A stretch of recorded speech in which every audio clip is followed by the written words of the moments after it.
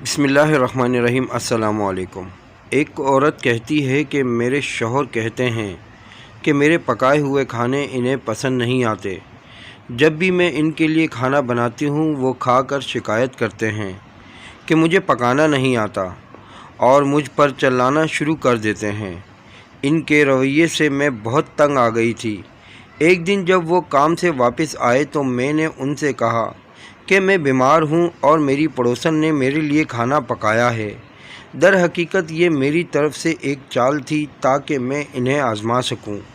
वो खाने लगे और बग़ैर रुके खाते गए और कहने लगे कि ये है वो बीवी जो पकाना जानती है जबकि तुमसे कोई फ़ायदा नहीं।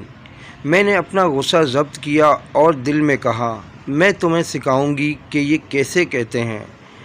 अगले दिन मैंने वही किया।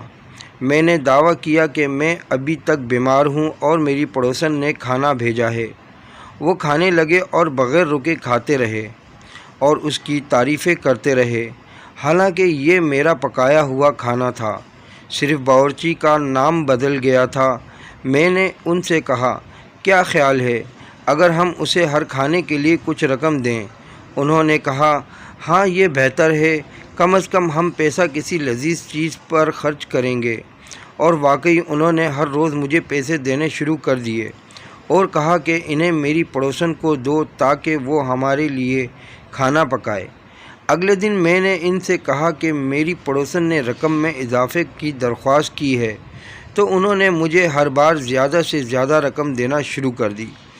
वही खाना और मेहनत, मगर अब रकम भी मिल रही थी और तारीफ़ भी, और वो भी बग़ैर आवाज़ निकाले खाते रहे। कुछ मर्दों के साथ चालाकी ही कारगर होती है। वीडियो अच्छी लगे तो लाइक करें, कमेंट्स करें, शेयर करें और मेरे यूट्यूब चैनल सब्सक्राइब करके बेल आइकॉन का बटन दबाएं ताकि ऐसी अच्छी वीडियो आपको मुतवातर मिल सके।